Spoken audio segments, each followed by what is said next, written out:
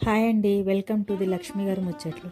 అందరు ఎలా ఉన్నారండి? నేను బాగున్నాను, మీరు కూడా బాగున్నారని ఇంకా బాగుండాలని కోరుకుంటూ,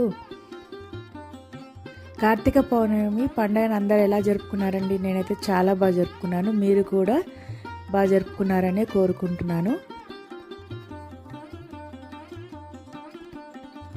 సంవత్సరంలో మనం ఎప్పుడైనా దీపాలు వెలిగించని దోషము కార్తీక పౌర్ణమి రోజు 365 ఒత్తులను వెలిగించడం వల్ల పోతుందని అంటారు. అందుకని చెప్పేసి నేను కూడా 365 ఒత్తులతోటి దీపం అయితే వెలిగించుకున్నాను. అంతేకాకుండా సముద్రంలో కానీ నదిలో కానీ దీపాలు వదలాలంటారు.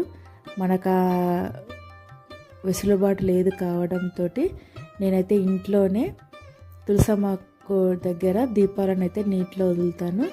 ఇవన్నీ కూడా ఈ సంవత్సరము సాయంత్రమే చేసిన. ప్రతి సంవత్సరం కూడా పౌర్ణమి